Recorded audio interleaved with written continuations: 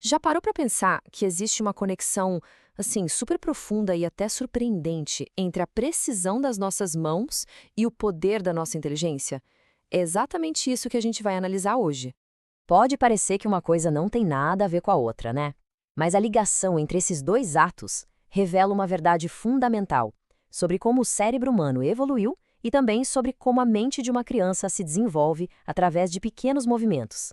Então, para a gente entender essa conexão direitinho, a nossa jornada vai passar por 5 pontos principais. A gente começa com a mão que pensa, depois entende a especialização do cérebro, vê como a gente vai refinando precisão e ritmo, faz o caminho do gesto à escrita e termina sentindo o gesto consciente.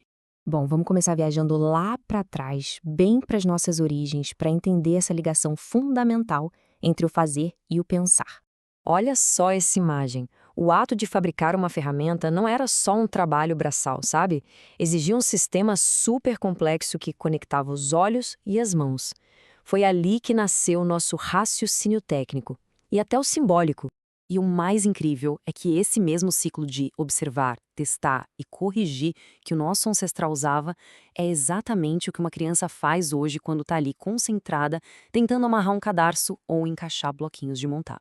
Essa frase resume perfeitamente a nossa ideia central. E isso nos leva a um conceito-chave, a praxis fina. É um nome técnico, mas a ideia é simples. É a inteligência em movimento. É o corpo pensando com precisão. Ok, mas como é que o cérebro se organiza para fazer essa conexão entre mão e mente ser tão poderosa? Bom, a resposta está na especialização. Se a gente imaginar o cérebro como um mapa, as áreas dedicadas às mãos e ao rosto são gigantescas. Ele investe muito mais energia neural nessas partes, o que transforma elas em instrumentos-chave da nossa inteligência. E para otimizar ainda mais essa precisão toda, o cérebro faz uma coisa genial. Ele se especializa através de um processo chamado lateralização. Em vez de duplicar o esforço, ele escolhe um lado do corpo para ser o expert na tarefa. E a gente vê isso claramente aqui. Quando uma criança define uma mão dominante para escrever ou para cortar, os movimentos ficam muito mais fluidos, mais confiantes. Sem essa definição, o gesto fica confuso, cansativo. Quer ter uma ideia do que é isso? Faz um teste rápido. Tenta escrever o seu nome com a outra mão. Sentiu o esforço, a dificuldade? É exatamente essa a sensação que uma criança tem antes de consolidar essa lateralidade. Beleza. Depois que o cérebro se especializa, o próximo passo é a automação. Vamos ver agora como ele refina tudo para que as ações se tornem quase instintivas. É aqui que entram em cena o cerebelo e os gânglios da base. Eles são tipo os maestros do movimento. Eles refinam a precisão, o ritmo, e quando eles automatizam uma tarefa, como amarrar o sapato, a nossa mente consciente fica livre para pensar em outras coisas. E como a gente aprende a fazer isso? Basicamente, em 3 etapas. A gente observa, depois a gente imita e, finalmente, a gente aprende. Isso só é possível por causa dos famosos neurônios espelho, que nos permitem sentir uma ação só de olhar para ela. Agora a gente chega num ponto que é fascinante.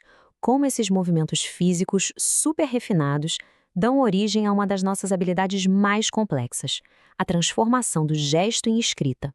Cada tracinho do lápis no papel não é só um movimento. É uma série de microdecisões. O cérebro está o tempo todo ali, observando, medindo, comparando. Isso, na prática, é a base do raciocínio lógico em plena ação. Isso nos leva a essa ideia que eu acho linda. A escrita é a música do corpo. Pensa na fluidez de uma assinatura, ou na emoção que uma caligrafia pode transmitir. Não é só mecânico, né? É uma síntese de percepção, ritmo e sentimento. No fundo, é isso. Cada letra que a gente desenha no papel é a manifestação física de um pensamento. É um exemplo perfeito da inteligência que nasce do corpo, agindo com intenção. Para a gente juntar tudo isso e não ficar só na teoria, vamos fazer uma pequena atividade que permite sentir essa conexão mente-corpo na pele, o gesto consciente. Vamos lá. Tente desenhar um círculo no ar com o dedo, bem devagar. Agora o desafio. Faça de novo, mas com os olhos fechados.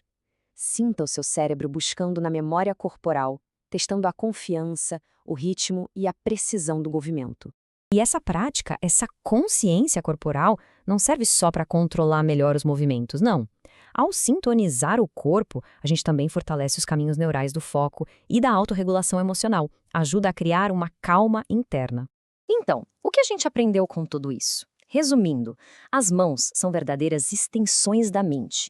O cérebro usa a lateralização e a automação para otimizar o movimento, transformando a micromotricidade em inteligência pura em ação.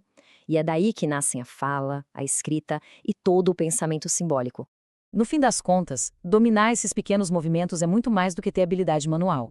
Para uma criança, cada conquista dessas é uma conquista de identidade. Ensinar um gesto é, na verdade, libertar um pensamento. E fica aqui essa pergunta final para a gente refletir. Em que momentos dá para perceber o pensamento aparecendo nas mãos de uma criança?